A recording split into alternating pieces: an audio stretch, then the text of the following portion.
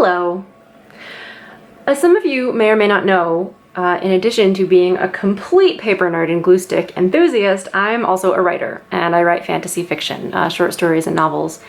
A couple of weeks back, just before we packed up and moved, I got a request from one of my viewers to do a video on my writing process. So that's what this video is gonna be. If you're here for a Midori flip through or an unboxing, that's not what this is about. So fair warning, if you're gonna stick around, we're not going through a bunch of paper products. So a little bit of history for you first. I've been making up stories since I was a little kid. The first book that I wrote was 7 or 8 pages on 3x5-inch construction paper. And it was about 2 kids who got lost in the woods and found a wizard, and that's a wizard with 2 Z's, to help them get home. Riveting, right? So as an angsty emo teenager, I went on to write a lot of poetry, and I attempted a couple of fantasy novels that were like huge epics, badly written prophecies and everything, and I just never managed to finish anything longer than a poem. And partly because it was a bunch of other stuff that I had going on getting in the way, and partly it was because of fear. It was this odd cocktail of fear, but I think all creative people have this to some extent. I was worried that if I finished something, it would be real. And if it was real, it could be evaluated. It could be judged. And I couldn't handle the thought of it not being good enough. When I was a kid, I still believed in perfection, and I expected it of myself on the first try of anything. So if it couldn't be perfect immediately on the first try, I didn't want to do it at all. Like, forget it. So fast forward to the spring of 2011, I was 29 years old, going through a lot of personal stuff, and as self-thelapy, I did The Artist's Way, which completely changed my life. Honest to God, like you hear people say that and you're like, yeah, whatever, but it really did. It helped me work a lot through what had been blocking me for most of my life up to that point, and I realized that if I didn't write the stories that were banging around in my head, nobody would. Even worse than that, if I didn't write them and I kept on not writing them, then eventually the stories would give up and go away, and then I wouldn't have any stories anymore, and I couldn't handle the thought of that happening. And I think that happens to a lot of people. As kids, we're all creative, and right? And you know, you're making things and you're inventing things and you're thinking about things and you're exploring all kinds of galaxies in your backyard, but as you grow up, society kind of beats that out of you, and you lose it if you don't consciously hang on to it, unless you're super, super lucky to be in a situation that doesn't force you to lose it, but so many people are. So I didn't want that to happen, and right after that, I started taking notes for my first novel, and then when I turned 30, I was like, you know what? I need a kick in the pants, and here it is. If you don't write this stuff, nobody ever will. And, you know, I got beyond the notes and into the actual writing. So that's the history. And since then, I haven't been able to stop. And as far as my process goes, there are a few elements working together. So one of them is that I write every day. Often it's just journaling or calendar planning or, you know, whatever, but I write something every day. The reason you need to do this is because habits are hard to break. And if you write every day, or if you do anything every day, you're building a habit of doing that thing. And at first I had to force myself, but I found that once I committed, without even realizing it, in about 6 months, I had reached a point where I couldn't stop. Like, I couldn't not do it, just like with any other habit. Another thing is I keep my eyes and ears open. This is arguably one of the most important things that you can do, because stories don't happen in a vacuum. So if you're not paying attention to your surroundings, your imagination will have nothing to chew on. And, you know, listen to conversations around you. Eavesdrop. You're allowed, you know. Watch people's expressions. Keep an eye on the world. The tiniest thing can spark a story or the beginning of one, but if you don't pay attention, you're gonna miss it. And then when I actually sit down to do the writing and not just idea gathering, I use a program called Scrivener, and I'll link that below. Honestly, it might be the best $40 I've ever spent. It's got a structure that's rigid enough to keep everything organized in a huge document, but it's flexible enough that I can move things around and see distant chapters side by side, which is especially useful. Oh my gosh, my hand itches. When I'm doing continuity checks. So if you think of programs like shoes, like if, whatever. A regular word processing program, like Microsoft Word, just as an example, and that's the only one I have. I'm sure you Apple users have a different like stock, whatever, but those are like the plain white KEDs that you might have had growing up, right? And they're fine, and they get you where you're going, right? But on that scale, Scrivener is like J's. I mean, seriously, like it is legit. So a couple of habits and tips that help me as a writer. Number one, keep it real. Whoops. When I'm writing, I set myself a daily goal. It started out at 500 words per day. And I wrote an almost 500-page novel in just about a year doing that. And of course, there were slacker days when I didn't want to do anything, even a slacker week thrown in here and there, but mostly I committed and got it done. 500 words per day was a good place for me to start. But if you're just starting out on the journey, because I'd been writing on and off for a long time, but if you're just starting out, you might want to do 300 or 100 or 50 or, whatever you feel you can reasonably do in a day. The important thing is to keep it real. Set a realistic goal for yourself, because if you're just starting out and you're aiming to hit 10,000 words a day, let me tell you, probably not going to happen. And it's nothing against you. It's just that, and even if you hit 10,000 for the first couple of days and you're like, yeah, oh my God, this is great. Eventually you're going to burn out because you need to work your way into it, just like with anything else. Second tip, start small and build. Like I said, with my first novel, 500 words a day. On my second, I started there and then I eventually built to 1,000 words a day.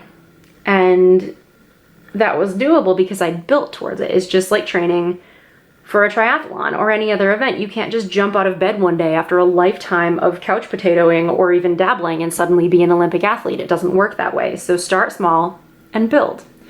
Third tip, commit. You have to write every day.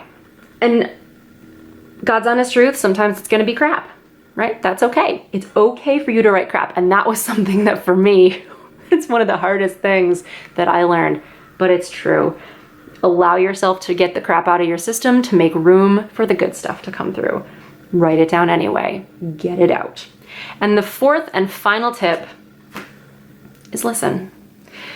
Eventually, if you spend long enough with a story, and it might take a couple of stories before you get to a point where you trust yourself enough to do this, but eventually your story and your characters will start to come to life.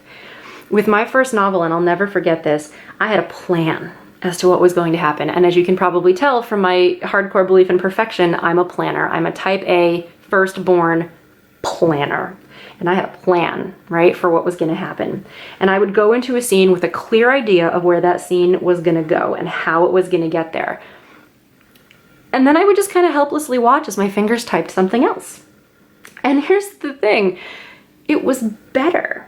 It was better than what I was going to write. The characters kind of hijacked my brain and told me what needed to happen, and I followed them. And it can be really tough. I know to give up control, but it can be so worth it. At one point, I had a problem that I could not figure out how to solve. I was totally stuck, and I was I was so mad, and I threw down, and I gave up for a little while, and I was doing something else, and one of my characters kind of knocked on the back door and was like, hello. And she reminded me that she could not only solve this problem, but actually tie the book together and make it more cohesive in a way that I hadn't planned for. And I was like, oh my God, you can totally do this, and it will be so much better than what I thought I wanted.